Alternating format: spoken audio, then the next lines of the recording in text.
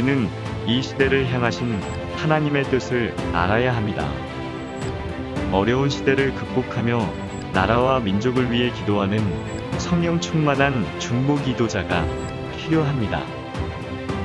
시대적 성령 치유, 영적 전쟁, 성령 인전의 의미와 온라인 세미나를 통하여 순복음의 영성을 되찾는 믿음의 시간.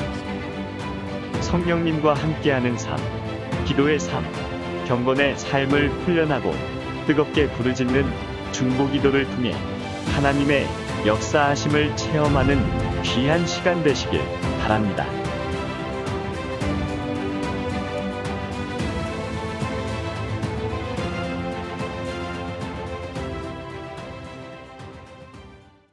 세미나에 참여하신 성도님들, 구독과 알림 설정, 그리고 좋아요까지 부탁드려요.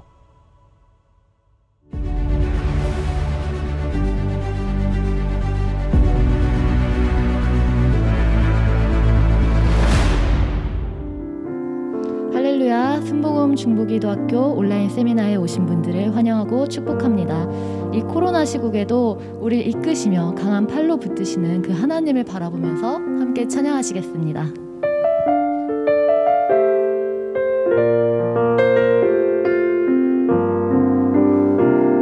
유월절 어린 양의 피로, 유월절 어린 양의 피로 나의 삶의 문이 열렸네. 저 어둠의 권세는 힘이 없네. 주 보혈의 능력으로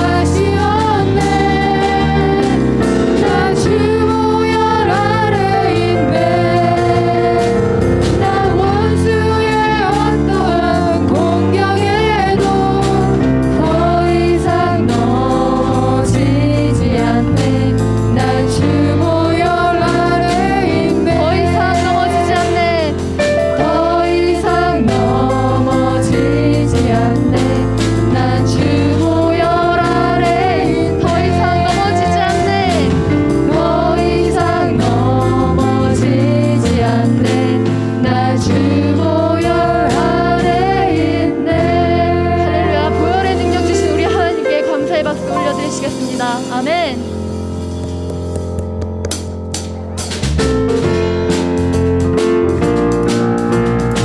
우리 기쁨으로 슬픈 마음 있는 사람 함께 찬양할까요? 슬픈 마음 있는 사람 예수 이름 믿으면 영원토록 변함없는 기쁜 마음 얻으리. 예수의 이름은 세상에서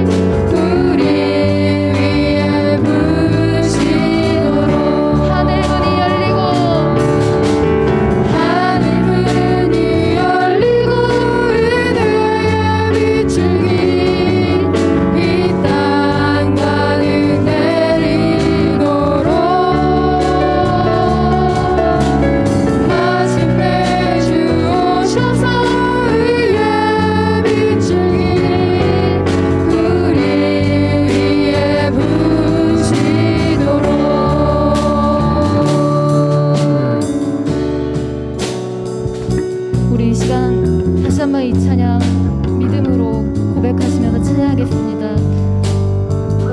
우리 함께 기도해. 우리 함께 기도해. 주 앞에 나와 무릎 꿇고 베푸시는 주 하늘을 향해 두 손 들고 하늘 문이 열리고 은혜의 비추기 이 땅 가득 내리도록 마침내 주 오셔서 의의 비추기 우리 위에 부시도록 하늘 문이 열리고 은혜의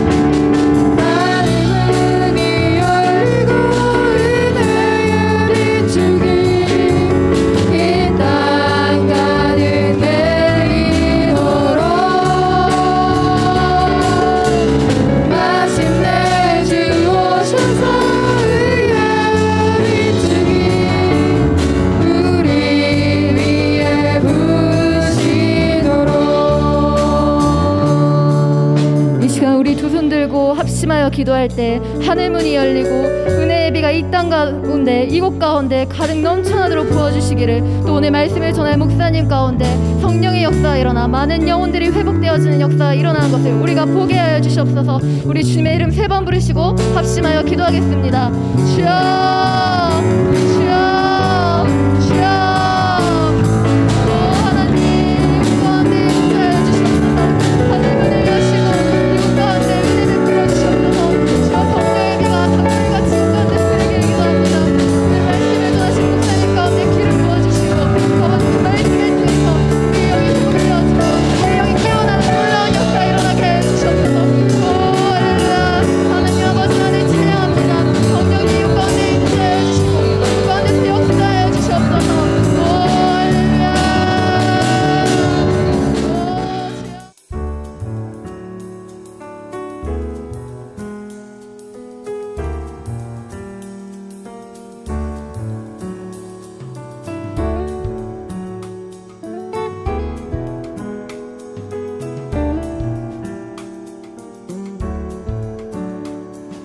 하나님 감사합니다.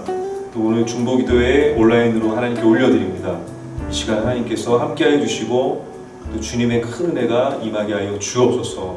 저희들에게 성령의 충만함의 역사가 임하게 하여 주옵소서. 예수님의 이름으로 기도드립니다. 아멘. 할렐루야. 예, 저는 종로중구 대교구장을 맡고 있는 허원 목사입니다. 예, 오늘 우리가 함께 나누게 될 주제는요, 온라인 기도의 방법 및 효과, 그리고 장점과 단점, 극복해야 할 문제에 대해서 우리 함께 나누는 시간을 갖도록 하겠습니다. 예, 이 주제가 좀 굉장히 좀 어려울 수도 있는 것 같습니다. 물론 우리 성도님들이 다 알고 계실 수도 있지만 또 세부적으로 또 들어갔을 때 좀 굉장히 좀 난해한 부분일 수도 있는데요. 근데 저도 이제 그런 부분에 있어서 이걸 어떻게 접근해야 될까라고 좀 고민을 해봤습니다. 그래서 이 온라인 기도라고 하는 부분보다도 좀 더 좀 확장을 해서 온라인 예배라고 하는 부분으로 좀 더 좀 확장을 해보도록 하겠습니다. 그리고 많은 분들이 이 부분에 대해서 이제 쓰신 글들이 있는데요. 저도 좀 그런 글들을 찾아봤습니다. 그래서 그 부분들을 좀 편집하는 차원에서 우리 성도님들과 또 소개해드리고 또 함께 좀 나누는 시간을 갖도록 하겠습니다. 자, 먼저 우리가 이제 이 온라인이라고 하는 부분에 대해서 우리가 좀 한번 살펴보는 시간을 갖도록 하겠습니다. 온라인 세계. 자, 그렇다면 우리가 온라인 하는데 그 온라인이라고 하는 그 개념이 뭘까요? 저도 좀 요거를 좀 찾아보니까요. 정보의 전송 과정에서 인간의 개입을 필요로 하지 않는 상태. 컴퓨터 시스템 주변 장치들이 중앙 처리 장치와 직접 연결되어 그것을 통제하여 있는 상태. 일반적으로 연결되어 있다. 이제 그런 의미가 있습니다. 자, 그리고 언제든지 이용 가능한 그런 상태를 의미하고 있고, 단말기가 통신 회선을 통해 주 컴퓨터에 연결되어 동작 중인 상태. 또 데이터가 발생하는 여러 지점에 단말기나 소형 컴퓨터를 설치하고 이를 중앙의 대형 컴퓨터와 통신 회선을 연결하여 데이터가 발생하면 곧바로 중앙 컴퓨터에 입력되어 처리되도록 하는 시스템. 물론 좀 이렇게 어려운 어떠한 부분들이 좀 있지만 우리가 이제 온라인이라고 하는 부분이 이제 이러한 전문적인 용어와 함께 이런 의미가 있다는 것을 한번 살펴봤습니다. 자, 그러면 사이버 공간이라고 하는 그 의미는 또 무엇일까요? 이것도 한번 우리가 이 부분도 잠깐 살펴보겠습니다. 1980년대 캐나다의 공상과학 소설가 윌리엄 깁슨이 처음 사용한 용어이다. 이 사이버라고 하는 것을 이렇게 사용했다고 합니다. 그래서 가상현실, 인공현실, 가상세계, 가상환경 등으로도 불린다. 컴퓨터가 만들어낸 사이버 공간은 사용자를 환경에 몰입시킨다. 그래서 우리 사용자가 뭐 고글이라든가 헤드셋, 장갑, 특수복 등 정보를 주고받을 수 있는 장비를 착용하고 컴퓨터가 만들어낸 환경을 접한다. 자, 그래서 이 사이버 공간 기술의 기초는 1960년대에 비행기 조종사에게 추적 시스템 화면 장치를 머리에 쓰게 해서 비행기 조종 훈련을 가르치던 모의 비행 훈련 장치에서 시작되었다라고 이제 그렇게 말하고 있습니다. 그래서 오늘날에는 항공우주 분야의 모든 모의 훈련 장치뿐 아니라 게임 전시, 판매, 설명회 등의 다양한 수준의 가상현실 기술이 사용되고 있다. 사이버 공간은 그 밖에도 연애, 의학과 생물공학, 또 설계, 마케팅 분야에 응용될 수 있는 큰 잠재성을 지니고 있다라고 이렇게 말하고 있습니다. 자, 그러면 우리가 네트워크란 또 어떠한 의미일까요? 이 네트워크는 다수의 컴퓨터를 유선이나 무선의 통신 매체로 연결하여 서로 자료를 주고받을 수 있게 한 통신 체계이다. 이게 이제 네트워크의 뜻이라고 합니다. 자, 저는 이 강의를 좀 준비하면서 증강현실이라고 하는 부분에 대해서 한번 저도 좀 찾아봤는데요. 우리 화면에 증강현실에 대한 그런 부분이 나올 텐데요. 이 증강현실은 현실에 기반하여 정보를 추가 제공하는 기술임을 우리에게 말하고 있습니다. 그래서 우리 지금 화면에 나온 것 같이 이 내비게이션을 우리 보시면은 이 내비게이션에 나와 있는 저 그림은 실제 이제 그림이죠. 실제 어떠한 그 이미지죠. 거기에 가상의 이미지를 추가하여 보여주는 발전된 가상현실의 기술이 바로 이 증강현실 기술입니다. 그래서 이제 게임도 여기에 지금 응용이 될 수 있는데요. 아마 우리 젊은 분들은 아마 젊은 분이 아니시더라도 게임을 좋아하시는 분들은 포켓몬고라고 해가지고 저 게임이 증강현실이라고 하는 어떤 그러한 시스템을 가지고 하는 그런 게임이라고 그렇게 이제 나와 있습니다. 자, 그리고 가상현실이 또 이미지, 또 주변 배경, 객체 모두를 가상의 이미지로 만들어 보여주는 반면에 이 증강현실은 추가되는 정보만 가상으로 만들어 보여주는 것을 이제 증강현실이라고 하는데요. 그래서 이 증강현실은 현실 세계의 실제 모습이 추가된다는 점에서 가상현실과 다른 것이다 라고 말하고 있습니다. 지금 보여드리는 저 지금 그 이미지는요, 우리가 잘 알고 계시는 것 같이 가상현실에 대한 어떠한 그런 그림입니다. 그래서 우리가 아까 보셨던 내비게이션 시스템에서 실제 도로 장면의 주행 정보를 추가하여 보여주면 증강현실이 되고, 가상의 지도의 주행 정보를 보여주면 가상현실이 된다라고 이제 그렇게 나와 있습니다. 그래서 보시면요, 한번 우리 보시는 우리 성도님들께서 증강현실과 가상현실의 어떠한 무엇이 다른가를 이제 한번 보시면 좀 아실 수 있습니다. 자, 제가 이제 왜 이 가상현실, 증강현실에 대한 이러한 이야기를 하냐면요, 이 디지털 세상에서 그 기술의 발전과 함께 보다 더 몸의 몰두와 촉각의 개입을 강조하고 있다고 하는 것입니다. 그러니까 우리가 지금 아날로그가 아닌 디지털 세계를 지금 경험하고 있습니다. 근데 이 디지털 세계에서는 몸이라고 하는 것, 그리고 우리가 갖고 있는 이 몸의 이 촉각이라고 하는 것들을 최대한으로 개입을 시켜야지만이 이 디지털에서 우리가 느껴지는 부분이 현장에서 느껴지는 부분과 같다라고 하는, 같게 되어지는 어떤 그런 부분이라고 얘기를 하고 있습니다. 그래서 가상현실의 기술 발전과 더불어 디지털 기기에 신체적으로 개입하는 성격은 앞으로 더 강화될 전망이다. 이제 앞으로 이제 이 기술이 더 많이 발전될 것이다라고 얘기를 하고 있습니다. 그래서 이 오늘날 교회와 예배에서 익숙하게 사용하고 있는 이 악기, 또 음향 시스템, 스크린, 조명 등과 같은 기술보다 진보된 형태로 참여하는 사람들의 몸과 관련되어 있다. 또 이러한 기술은 오프라인 예배 경험에 이제 너무나 자연스러운 것이어서 자연적인 것과 인공적인 것 사이의 구별은 그 해석력을 상실하였다. 그래서 이제 우리가 마치 디지털이라고 하는 이 온라인 예배라고 하는 것을 굉장히 우리가 생소하게 받아들일 수도 있지만 우리가 이미 이러한 부분에 있어서는 우리도 모르게 몸에서는 이미 이런 부분들을 다 지금까지 받아들이고 있었던 부분들이 있다는 것을 이제 얘기하고 있는 것이죠. 이 중세교회의 건축 양식을 보면 당대의 첨단 기술이 집약된 음향과 스테인드 글라스를 통해 참여자들에게 일종의 증강 현실 체험을 제공한다고 할 수 있다는 것이죠. 그래서 이 중세교회의 우리 그 내부를 보시면은 스테인드 글라스로 딱 이렇게 실내가 장식되어 있고 음향 어떤 게 생각나시나요? 파이프 오르간에서 웅장하게 들려오는 그런 부분들이 그 안에서 예배를 드릴 때 아니면 혼자 이렇게 기도를 할 때라든가 찬양을 드릴 때 현실에 내가 앉아있는 이 교회가 마치 천상의 어떤 그런 부분들을 생각하게 되어지는 그러한 어떤 느낌을 갖게 되어지는 이러한 부분들이 이미 우리는 증강현실이라고 하는 어떤 이러한 차원의 이러한 부분들을 체험하고 있었다고 하는 것입니다. 이 온라인 세계는 현실과 구별되며 동시에 현실과 완전히 분리되지 않습니다. 현실의 연장이 더 적절한 표현일 것입니다. 사람들이 이 공간에서 자신의 생각과 행동이 증폭되고 확장되는 경험을 합니다. 이런 의미에서 사이버 공간은 기계적 공간이기보다도 심리적 공간임을 우리에게 말하고 있습니다. 이제 우리 세계에 보편화된 이 공간에서 인간은 가상과 현실의 관계가 어떻게 이루어져야 하고 어떻게 살아야 하는가를 지속적으로 질문하고 있습니다. 그러니까 이제 이 디지털과 아날로그, 우리가 방금 살펴보셨던 온라인이라고 하는 이러한 어떤 용어들, 그리고 실제로 우리가 잘은 모르지만 이미 우리가 이것을 접하고 있고 우리가 이 새로운 환경 가운데 함께하고 있는 것을 우리가 알고 있습니다. 이 사이버 공간이라고 하는 것은 결국 인간 마인드의 확장이 되었다고 하는 것입니다. 현실에서 인간의 영적 체험의 과정은 사이버 세계의 양식과 매우 유사합니다. 미지의 대상과 구체적으로 상호작용하는 과정에서 사람들은 자신의 행동 논리를 만들고 다른 사람과의 협력관계를 구축하기 때문입니다.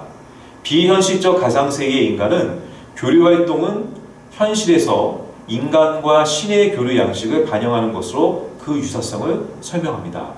즉 사이버 활동이 단순히 기계적 네트워크 이상의 새로운 영적 경험의 기회를 제공한다는 것입니다. 그래서 이제 이렇게까지 이 사이버 세계에서 일어나고 있는 부분들을 우리가 종교 활동을 하는 우리 개신교인들이죠. 우리 그리스도인들이 하나님께 기도하는 이러한 부분들을 이제 사이버 공간에서 일어나는 부분과 연결을 시키는 사람들이 굉장히 많이 지금 말을 하는 사람들이 많이 있다는 것입니다.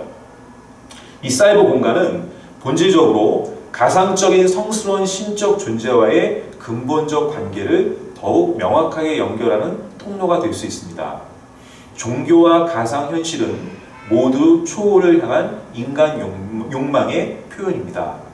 즉 인간은 이미 신앙을 통해 증강된 현실을 살고 있습니다. 신앙은 굉장히 좀 재밌는 표현인데요. 한번 들어보십시오.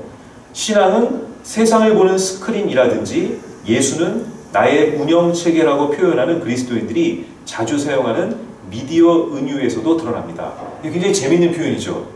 신앙이라고 하는 것을 세상을 보는 스크린으로 이렇게 얘기하고 있고 예수님을 나의 운영체계이다라고 이제 이런 식으로까지 비유하고 있다라고 하는 거죠.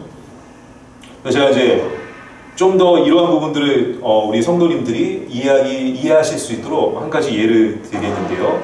2014년 개봉한 영화 허라고 하는 영화가 있습니다.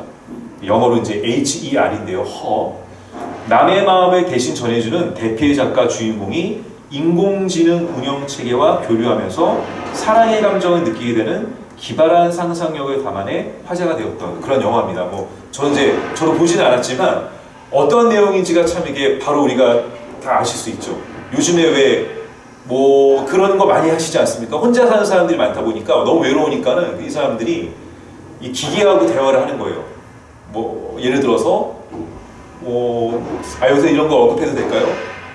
오야 부르면은 상대방이 막 그 얘기를 하잖아요. 기계에서 오늘 날씨가 어때? 그러면은 어떤 여인의 목소리가 나온다든가 뭐 남성의 목소리가 나온다고 하면서 오늘은 뭐 날씨가 어떻습니다. 뭐 이런 식으로 이와 같이 이 영화에서 이 주인공이 이런 내용입니다. 다른 사람의 편지를 써주는 대필 작가로 일하고 있는 테오도로라고 하는 사람이 타인의 마음을 전해주는 일을 하고 있지만 정작 자신은 이 줄거리입니다. 아내와 별거 중인 채 외롭고 공허한 삶을 살아가고 있다. 어느 날 스스로 생각하고 느끼는 인공지능 운영체제 사만다를 만나게 되고 자신의 말에 귀를 기울이며 이해해주는 사만다로 인해 조금씩 상처를 회복하고 행복을 되찾기 시작한 이 주인공 테오도르는 어느새 점점 그녀에게 사랑의 감정을 느끼게 된다. 그러니까 인공지능하고 사랑의 감정을 느끼게 된다는 그런 줄거리의 영화입니다. 그러니까 이 육체성이 없는 운영체계에서 사랑의 감정을 느끼는 것이 현실에서 가능할까? 그러니까 우리가 물어볼 수 있는 거죠. 말도 안 된다. 무슨 그런 기계하고 실제 있지도 않은 어떤 그러한 존재와 어떻게 그런 감정을 느낄 수 있는가? 근데 하지만 그리스도인에게 이러한 설정은 익숙한 체험이 될 수 있다고 하는 것입니다. 왜 그럴까요? 보이지 않는 신과의 영적인 교류를 통해 사랑의 감정은 때론 육체적인 감각으로 전이되고 급진적인 삶의 변화를 동반하게 되기 때문에 그렇다는 거죠.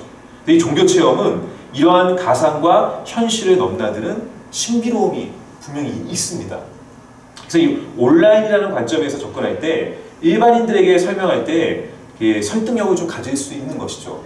그러니까 종교를 인정하지 않는, 신을 인정하지 않는 사람들에게 우리가 좀 설명을 할 때, 야 너희들 요즘에 가상현실, 가상 공간, 사이버 공간 이런 거 우리 접하고 있잖아 지금. 근데 우리가 기도 생활하는 영적인 체험도 좀 이러한 부분과 물론 다 설명이 될 수는 없지만 좀 이렇게 좀 접근할 수 있는 어떤 그러한 객관적인 부분이 될 수 있다고 하는 것이죠. 자, 그래서 제가 이제 먼저 우리 이 온라인이라고 하는 그런 부분들의 개념을 좀 살펴봤습니다. 자, 그렇다면 온라인 기도의 방법 및 효과, 장점과 단점에 대해서 우리가 좀 살펴봐야 될 텐데요. 제가 아까도 말씀드렸지만 온라인 기도라고 하는 그 부분뿐만이 아니라 온라인 예배라고 하는 부분으로 좀 확장을 해서 좀 이 시간에 좀 갔으면 좋겠습니다. 그래서 우리 코로나가 우리에게 가져다준 새로운 언어는 언택트입니다. 우리 다 잘 알고 계시죠? 언택트라고 하는 뜻이 비대면이라는 것을 얘기하고 있습니다. 언택트는 접촉을 뜻하는 콘택트에 반대되는 언을 붙인 언어로 사회적 거리두기가 강조되면서 광범위하게 예전의 삶과 신앙생활의 방식을 변화시키고 있습니다.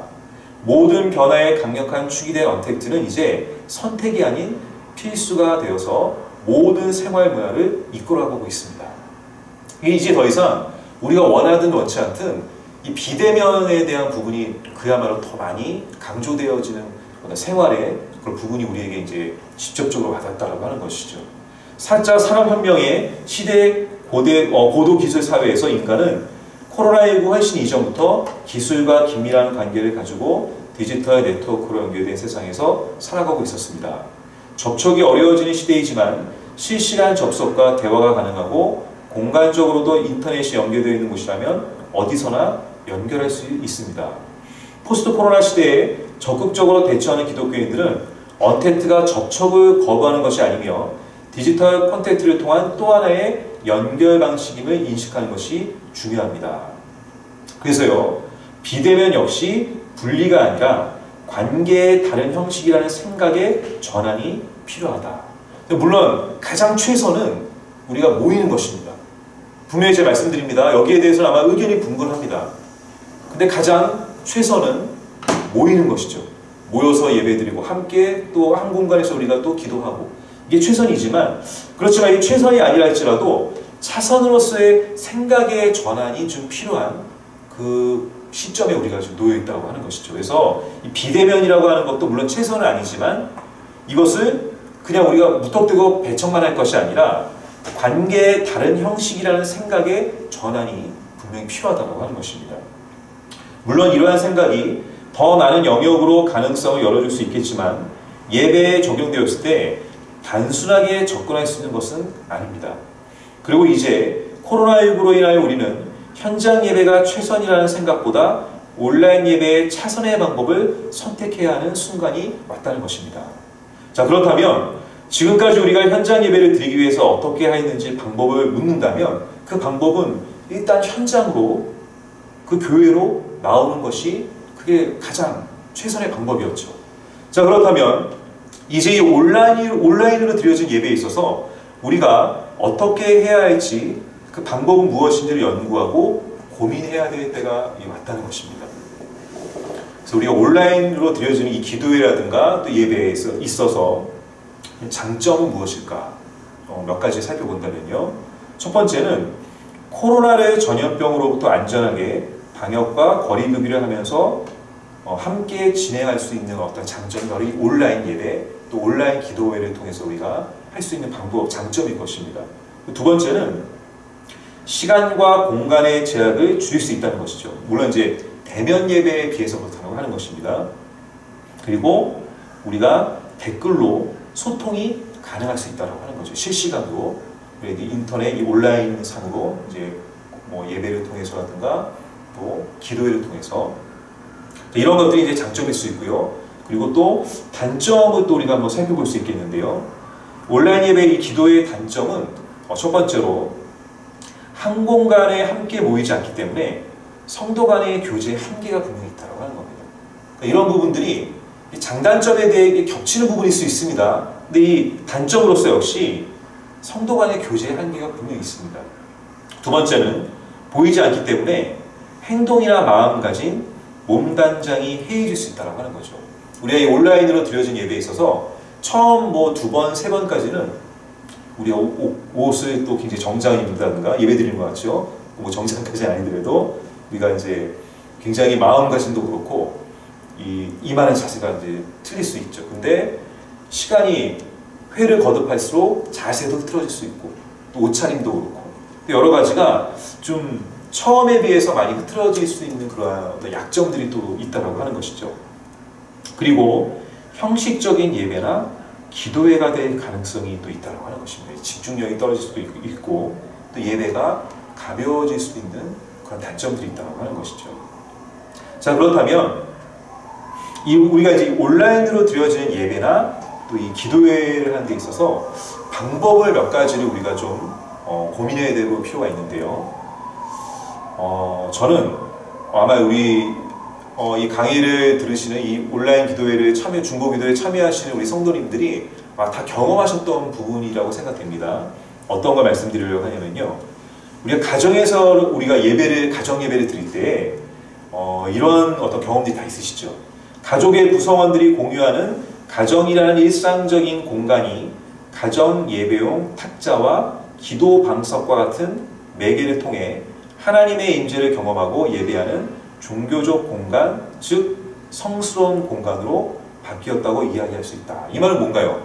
우리가 가정에서 보통 우리가 거실이라고 하죠. 거실에서 우리가 함께 생활을 하고 그 공간에서 있다가 그 공간이 가정 예배를 드릴 때 그 공간이 마치 우리가 교회에서 드리는 그 교회 공간에 성스러운 공간으로 바뀔 수 있다고 하는 것입니다. 그것이 뭘 통해서 바뀔 수 있다고요? 가정 예배용 탁자를 놓게 될 때, 그리고 기도 방석을 놓게 될 때 그 공간에 변화가 올 수 있다고 하는 것이죠. 이 가정 예배용 탁자가 거실로 이동하여 머무는 동안 세속 공간이 성화되었을 뿐 아니라 종교적 가구라는 매개를 통해 가정 예배의 기억이 반복해서 재생되는 한 성연의 경험은 지속적으로 일어날 수 있다는 것입니다. 그러니까 이제 우리가 이 가정 예배 드리실 때 그런 경험들이 많이 있으실 겁니다.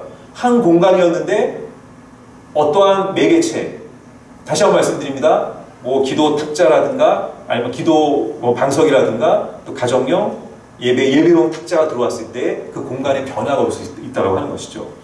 그리고 흔히 우리가 가정에서 뭐 재단을 쌓는다라고 하는 어떤 그런 표현들을 많이 예전에 들으셨을 겁니다.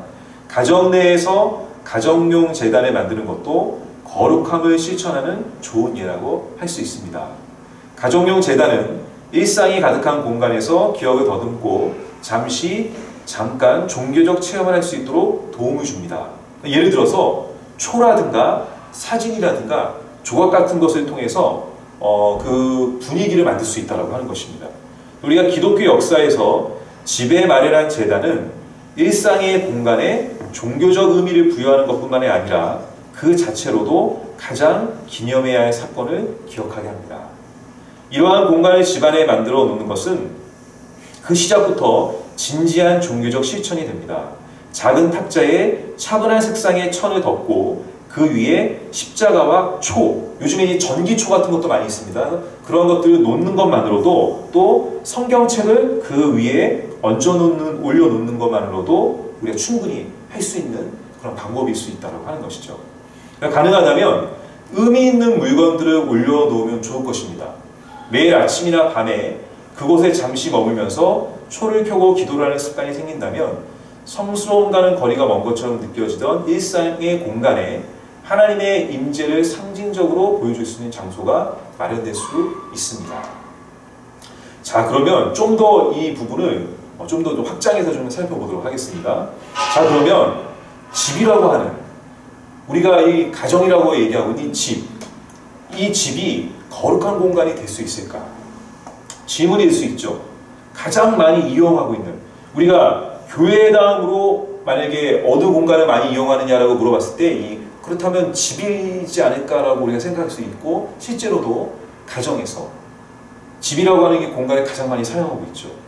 자, 과연 익숙한 공간, 특히나 온라인 예배의 거점으로 여겨지는 집이 거룩한 공간이 될 수 있을까?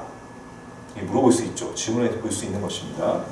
우리는 음식 냄새가 가득한 공간에서 편안한 옷을 입고도 성스러운 어떠한 현상들이 일어나는 성현을 경험할 수 있을까? 기독교적인 관점에서 볼 때 집이라는 공간은 성스러움이라는 개념과 함께 만들어졌습니다. 좀 들어보십시오. 거룩한 공간으로서의 집은 초기 기독교 역사에서 중요한 역할을 하였습니다. 초기 그리스도인들이 집에 모여 교제하고 성찬을 나누며 예배 공동체를 이루었음은 이미 잘 알려진 사실입니다. 우리의 초대교회에, 우리가 지금 현대인들이 생각하는 교회라고 하면 이미지가 벌써 건물이죠. 특히 우리 여의도순복음교회 같은 대형 교회들은 큰 건물, 또 그곳에 많은 어떤 예배드릴 수 있는 공간들을 어떤 공간적인 건물이라고 하는 차원으로 우리가 많이 이해하고 있는데, 초대교회에서는 그러한 어떠한 관점들, 그런 개념들이 좀 틀렸다고 하는 것이죠. 여기서 이 집은 단순히 지붕으로 하늘을 가리고 사방을 벽으로 막은 실내 공간으로서의 건축물을 의미하는 것이 아닙니다. 가정교회 건축의 예로 남아있는 두라 유로포스 유적, 이 두라 유로포스 유적이라고 하는 것이 이제 그 초대교회에 발견되어지는 이 교회 가정의 집을 어떻게 교회 공간으로 썼는지가 이제 두라 유로포스, 특별히 모르셔도 됩니다. 이게 이제 이러한 부분들이 자료로서 이제 우리에게 이제 보여주고 있는 것들인데, 유적이 남아 있는데요. 이 유적은 초기 그리스도인들의 실생활을 위해 만들어진 집의 곳곳을 얼마나 실용적으로 그리고 종교적으로 잘 사용하였는지를 보여주고 있는 그 유적이 있습니다. 이게 이제 그 당시 초대교회 당시에 이제 집을 어떻게 교회 공간으로 썼는지를 이제 보여주는 유적이죠. 그래서 이것을 이제 두라 유로포스라고 얘기하는데요. 구역이 나누어진 방들은 각각 용도에 따라 예배 공간, 새신자 교육 공간으로 구분하여 사용하였습니다. 집안들은 성도 간의 교제가 이루어지는 곳으로, 부엌과 식사 공간은 성찬례를 나누는 곳으로 이용하였으며, 로마식 목욕 문화에 따라 욕조가 있던 공간에서는 세례 침례식을 할 수 있는 곳으로 이루어졌다고 하는 것이죠. 종교와 무관한 로마 상류층이 거주하던 공간이었음에도 당시의 그리스도인들은 이 공간을 기독교 신앙의 중심으로 사용하였습니다. 집이라는 건축물의 기능적 구성물이 신앙이라는 비기능적 목적을 위해 그 의미가 달라진 것입니다. 그래서 우리가 온라인이라고 하는 이 온라인 예배, 온라인 기도회라고 하는 어떤 이러한 부분을 물론 최선은 아니라 할지라도 차선으로서 우리가 이제는 이러한 부분들을 이용해야 된다면 우리가 이 가정이라고 하는 그 일상의 공간을 어떻게 우리가 인식의 전환을 시켜야 되는지 이러한 부분에 대해서 제가 말씀드리고 있습니다. 자, 그렇다면 장점과 단점이라고 하는 부분으로서 우리가 잠깐 살펴보도록 하겠습니다. 온라인 공간에서는 이미 많은 종교 공동체가 형성되어 활동하고 있습니다. 온라인 교류 활성화의 요인으로 쉽게 참여와 탈퇴가 가능한 유연한 경계, 위계나 질서 같은 형식의 약화, 그리고 익명성을 꼽을 수 있습니다. 그러니까 이제 온라인상에 드려지는 여러 가지 부분의 예배라든가 기도회의 장점에 대해서 말씀드리고 있습니다. 이러한 요소들은 실제 우리의 오프라인 공동체가 겪는 불편과 갈등의 요인이 된다는 점에서 온라인 공동체가 반사적으로 강점을 보이고 있는 것들입니다.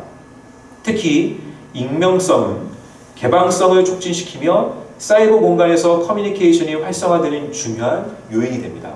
그러니까 보이지 않기 때문에 내가 누구인지를 모르는 어떤 그런 가려진 부분 때문에 그 온라인상에서 활발하게 어떤 자신의 어떤 그런 많은 부분들을 드러낼 수 있는 또 강점이 있다라고 얘기하고 있습니다.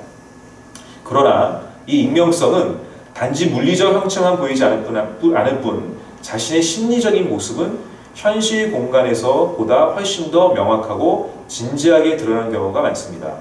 사실 개인이 익명성 가운데 자신을 감추는 것처럼 보이지만 실제로는 사회적으로 자신을 새롭게 드러내는 과정이기도 합니다. 따라서 온라인 커뮤니케이션 핵심은 익명성이 아니라 자신을 드러내고 싶은 욕구에 있습니다. 그렇기 때문에 이 온라인상에서 드려지는 예배, 기도회가 분명히 우리가 지금 비대면의 사회를 지금 우리가 좀 살고 있지만 충분히 접근할 수 있는 도구가 될 수 있는 장점이 분명히 있는 것입니다. 현실 공간의 제한을 벗어난 심적 자유는 오히려 이 공간에서 기존 교회의 형식과 틀을 넘어서 보다 솔직한 영적인 구도와 대화가 이루어질 수 있습니다.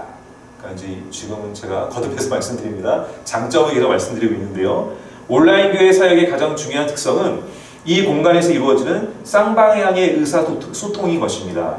사람들이 서로 가까워질 수 있는 방식은 공간과 물리적 근접이 보증하지 않으며 서로에게 주목하고 공감하고 영향을 주고받는 모든 순간을 포함합니다. 이는 온라인을 통해 얼마든지 가능합니다. 이렇게 이제 온라인의 장점을 우리가 이제 살펴봤습니다. 자, 그렇다면 이렇게 온라인을 통한 교회의 사역의 가능성이 열리는 것도 사실이지만 하나님과 신자들의 인격적인 만남, 성스러운 상호작용을 전제로 하는 전통적 교회를 온라인 교회가 완전히 대체하기는 또한 쉽지 않다는 것입니다. 근데 이건 단점인 거죠. 온라인으로 드려지는 이러한 예배, 기도회가 다 만족시킬 수 없는 단점이 분명히 있습니다. 오히려 현대인의 삶을 지배하는 온라인 소통과 관계에 지친 사람들이 물리적 만남을 통해 진정한 영혼의 안식을 얻게 되는 경우도 있음을 알아야 한다고 하는 겁니다.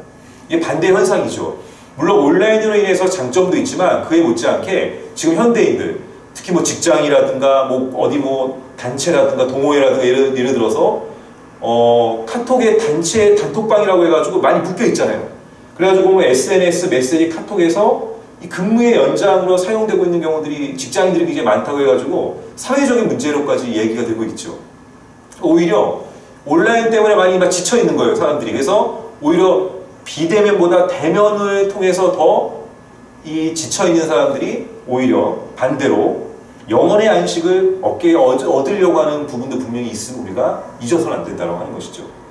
기본적으로 교회는 교인들에게 소속감을 제공하는데 온라인 교회도 그런 끈끈한 소속감을 줄 수 있을까? 일시적이거나 보완적이라면 몰라도 온라인 예배만으로도 건강한 신앙생활이 지속 가능할까? 우리가 질문해봐야 될 중요한 부분입니다. 세례와 침례와 이 성만찬을 그렇다면 어떻게 진행할 것인가? 그 외에 많은 문제들이 있음을 우리가 알게 됩니다. 이런 부분들이 분명히 있다는 것이죠. 자, 그러면 우리가 이제 이 살펴본 이런 부분들을 극복해야 되는 그런 부분이 이제 남아 있는데요. 그래서 극복해야 할 이 문제, 그리고 어떻게 우리가 극복할 수 있을까? 좀 부족할 수도 있지만요. 한번 들어주시기 바랍니다. 그래서 저는 이제 여기에 대해서 이웃을 소중히 여기라라고 한번 이렇게 이 주제를 한번 던져드리고 싶습니다. 한번 따라해 주셨으면 좋겠습니다. 이웃을 소중히 여기라. 예, 감사합니다. 그래서 이 온라인상에 접하는 이웃이 있을 것이고, 뭐 더 나아가서 현실의 이웃들이 우리에게 분명히 있죠. 이걸 우리가 부인할 수 없습니다. 혼자 사는 세상이 아니고 또 주님, 이 기독교는 함께하는 것입니다. 너무나도 잘 알고 계시죠? 온라인 세상에서 우리는 서로를 볼 수 없기에 더 쉽게 생각하고 상대방을 화나게 할 수 있습니다. 얼굴에 대면하는 게 아니라 화면 대 화면일 때 상대에게 화를 낼 가능성도 더 높아진다는 것입니다. 그래서 이 악성 댓글 같은 것도 보이지 않기 때문에 어떠한 일어나는 그런 현상들이 우리가 알게 됩니다. 이 분노가 온라인상의 형체 없는 사람들에게 전염되는 감정이라면, 기쁨은 그리스도인들이 구체적으로 교제하는 데 따르는 감정입니다. 우리가 인격체라는 사실은 이메일, 또 메시지나 트위터 등 온라인상의 활동으로도 어느 정도 드러날 것입니다. 하지만 인간은 전인적 존재임을 잊어서는 안 되는 것입니다. 그러니까 우리가 아까도 말씀드렸지만 최선은 분명히 아닙니다. 우리가 원택트, 비대면, 코로나19 이 바이러스로 인해 가지고 우리가 원튼 원치 않든 이제 모일 수 없는 어떤 환경이 되었기 때문에 이제 우리가 이런 부분들에 있어서 어떻게 그러면 이 신앙생활을 유지해야 되는가, 신앙생활을 해야 되는가에 대한 어떤 고민 가운데 온라인 예배, 또 온라인 기도회, 이런 것들 우리가 이제 차선책으로서 우리가 지금 접목시키고 도구로 지금 삼아야 되는 상황인데요. 하지만 그럼에도 불구하고 우리가 잊어서는 안 될 것은 인간은 전인적 존재임을 잊어서는 안 된다고 하는 것입니다. 우리에게는 감정과 생각과 상상력, 그리고 몸이 있습니다. 충만한 기쁨이 한 인격체가 목소리와 손길과 모습으로 다른 인격체와 때에 맞춰 상호작용하는 데서 온다는 것. 우리는 절대 부인할 수 없죠. 아무리 온라인상으로 기술이 발전한다 할지라도, 과학이 발전한다 할지라도, 뭐 뇌를 자극하거나 우리 오감을 자극하는 기술을 통해 가지고 가상현실, 뭐 아까 말씀드렸던 현실 증강현실이라든가 또 뭐 사이버, 그런 여러 가지 통해서 아무리 접근한다 할지라도 그거하고는 비교도 될 수 없는 현장에서 우리가 눈과 눈을 마주치고 또 우리 함께 그 공간에서 느끼는 그런 어떤 전인격적인 그런 감정들에 대한 그런 부분들을 절대로 대체할 수가 없다고 하는 것이죠. 사람들과 더불어 그저 조용히 있을 때 기쁨이 충만할 수도 있죠. 사람들과 더불어 울 때, 또 혹은 사람들과 더불어 웃을 때 기쁨이 충만하게 되어지는 그런 부분들, 이거를 우리가 어떻게 온라인상에서 이것을 우리가 설명할 수가 없는 부분들이 분명히 있습니다. 온라인상에서는 이러한 일들이 분명히 한계가 있다는 것입니다. 기쁨은 통합적 존재가 느끼는 소중한 감정입니다. 기쁨은 우리의 관심, 우리의 생각, 우리의 피와 살을 한데 모아 얼굴과 얼굴을 맞대고 나누는 교제, 눈과 눈을 맞추는 사랑할 수 있게 합니다. 그리스도인에게 주어진 과제는 온라인상에서만이 아니라 실제적 행위와 육체적 현존으로 사랑하는 것입니다. 그래서 우리가 극복해야 될 부분이라고 아까 제가 주제어를 딱 던졌는데요. 결국 온라인상의 이웃, 그리고 현실의 이웃을 우리가 소중히 여겨야 돼요. 이게 이제 이러한 여러 가지 지금 새롭게 맞닥뜨려진 상황들을 극복할 수 있는 어찌 보면 핵심이 될 수 있다고 하는 것입니다. 자, 하나님이 인간이 되셨다는 머리말에서부터 신약 성경은 실체화라는 개념으로 가득합니다.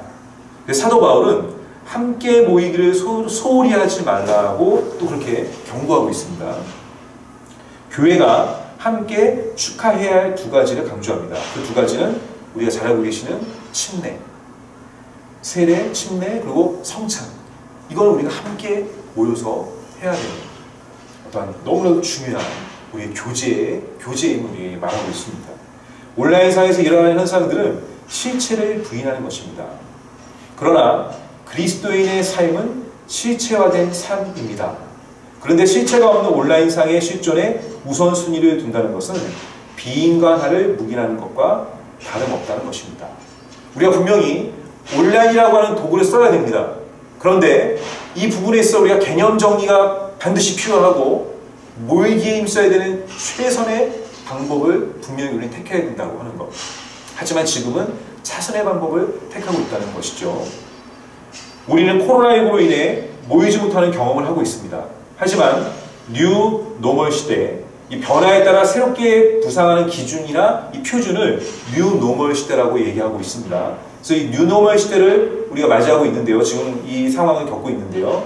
아무리 뉴 노멀 시대라 할지라도 기독교 공동체는 모여야 한다고 하는 것입니다. 하나님 나라를 바라보는 예배, 인격적 만남을 통한 성도의 교제는 교회 공동체의 필수입니다. 그러나 단지 모이고 만나는 일이 기존 방식을 고수하는 것으로 충족되지 않음을 기억해야 합니다. 복음을 담는 그릇이 필요하듯이 온라인은 사명을 이어가는 도구로 활용할 수 있어야 할 것입니다.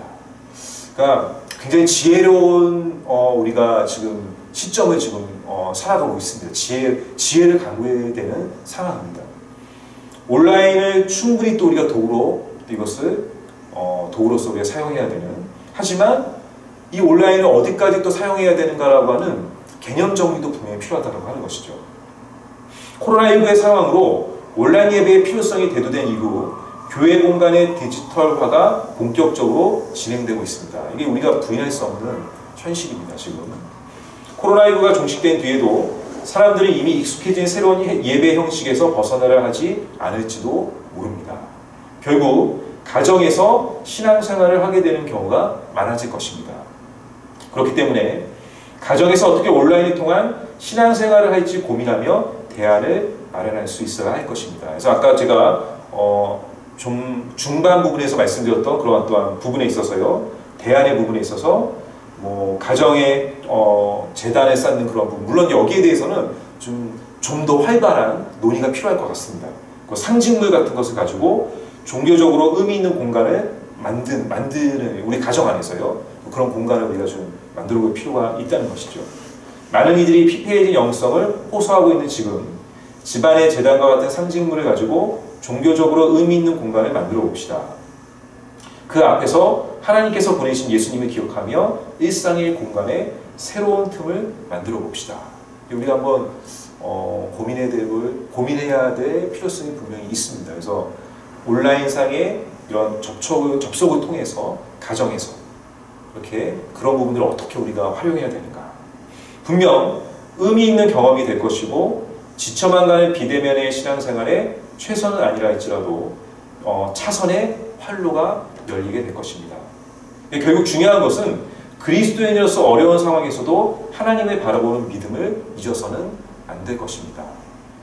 우리가 지금 굉장히 과도기적인 상황을 지금 이어가고 있습니다. 근데 중요한 것은 그럼에도 불구하고 이 코로나19 이 바이러스 분명히 종식은 분명히 될 것입니다.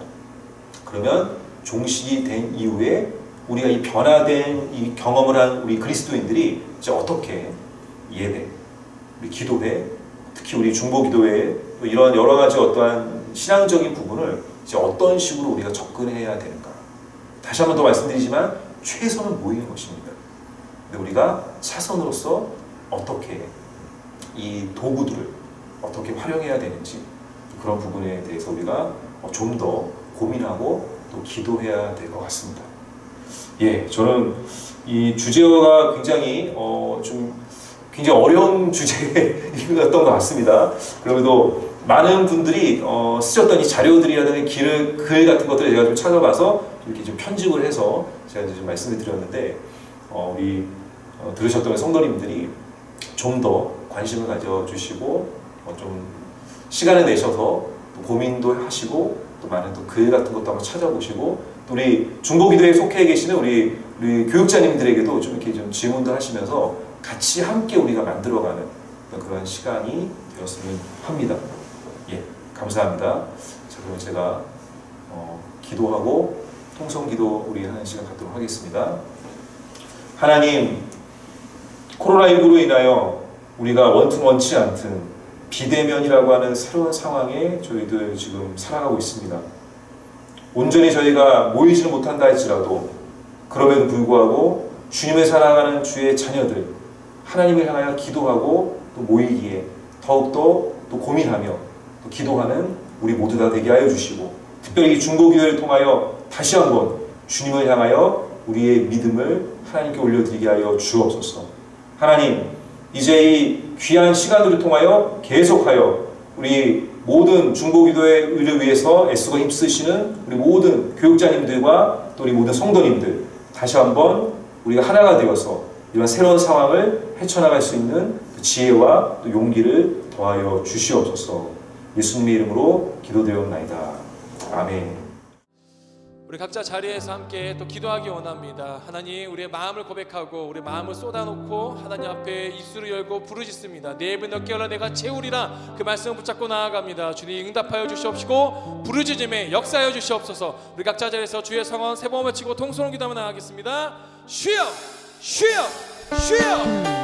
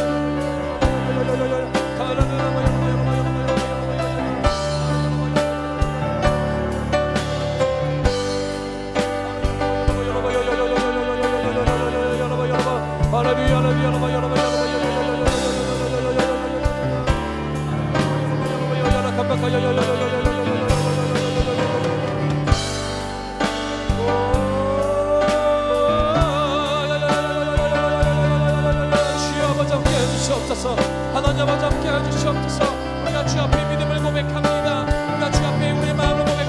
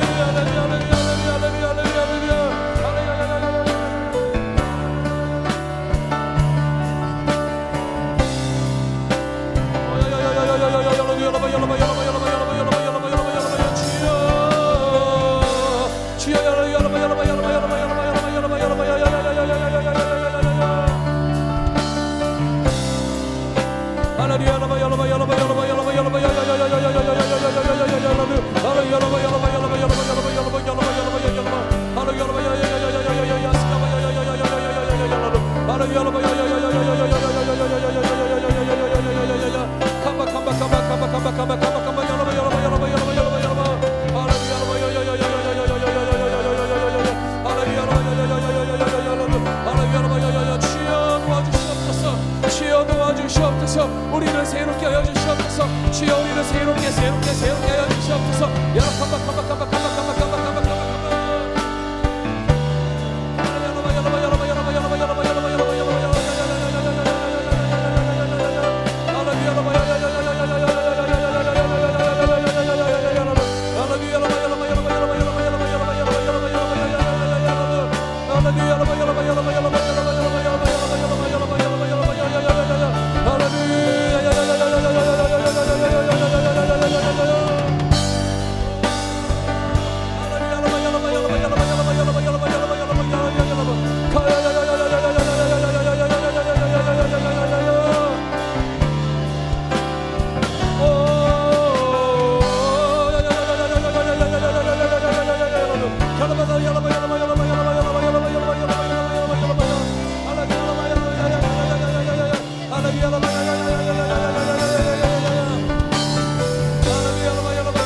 주의 영혼 나의 영혼이 주를 바라봅니다. 나 영혼이 간절히 주님을 찬양합니다.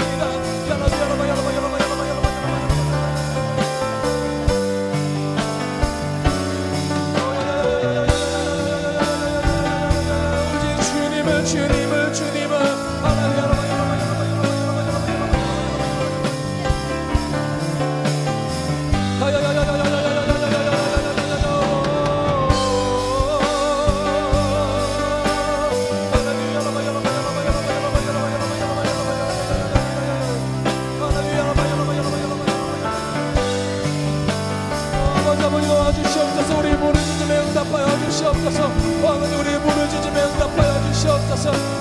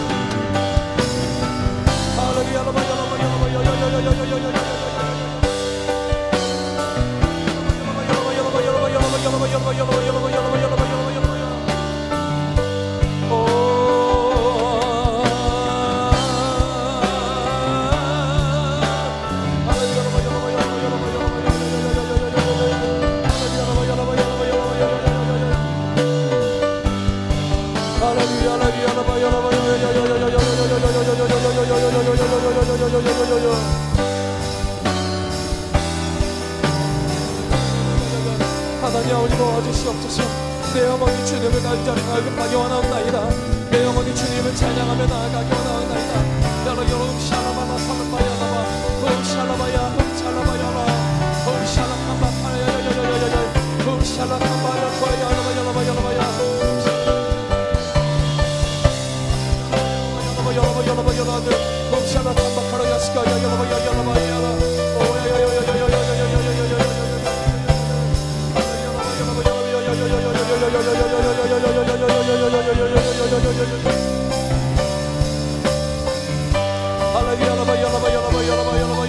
할렐루야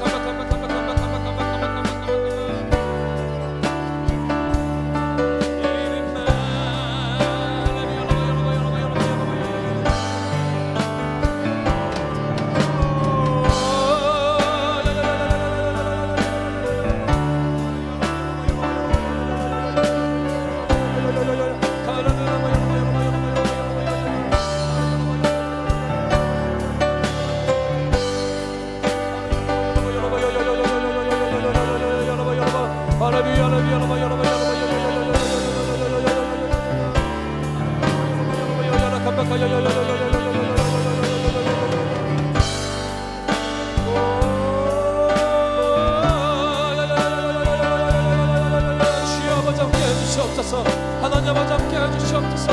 우리가 주 앞에 믿음을 고백합니다. 우리가 주 앞에 우리의 마음을 고백합니다.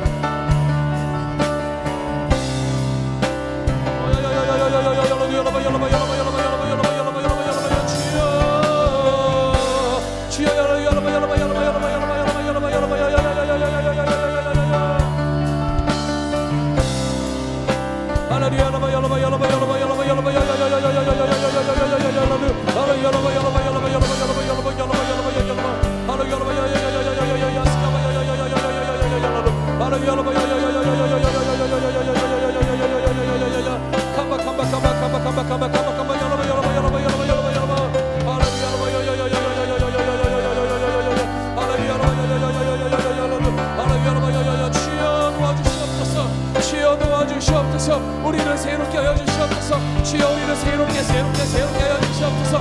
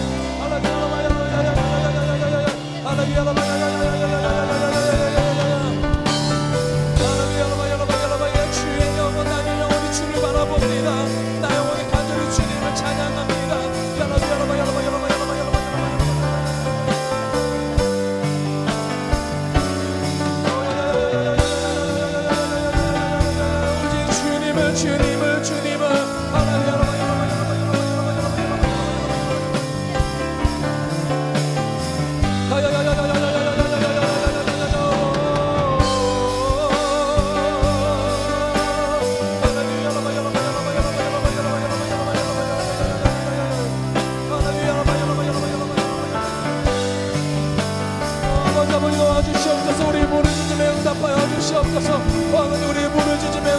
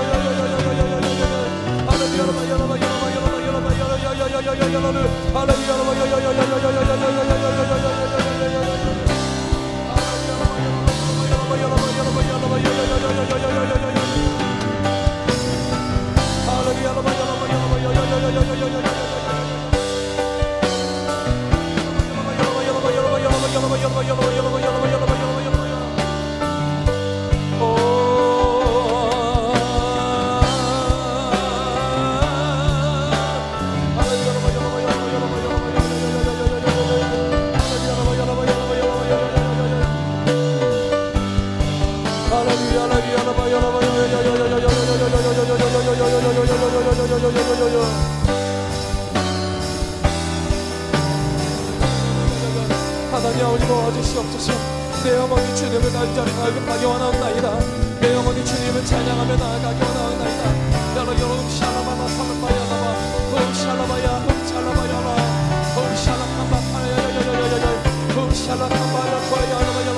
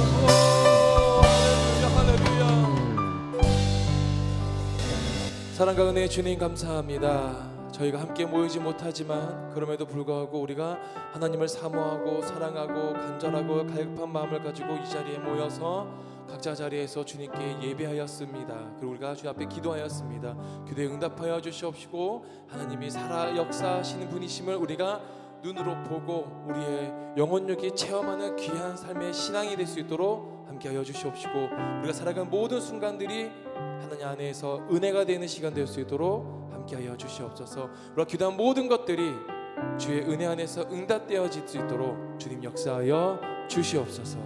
감사드리며 살아계신 예수 그리스도의 이름으로 기도드립니다. 아멘. 주여 감사합니다.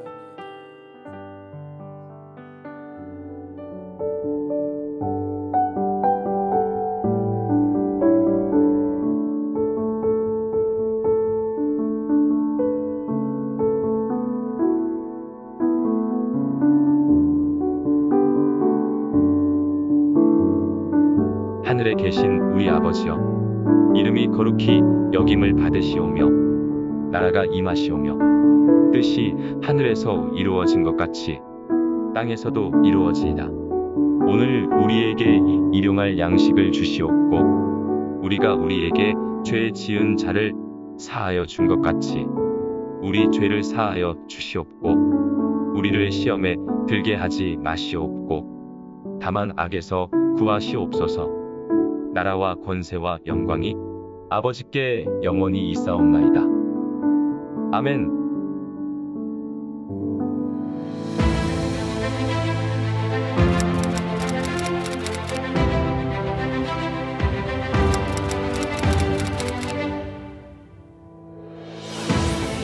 우리는 이 시대를 향하신 하나님의 뜻을 알아야 합니다.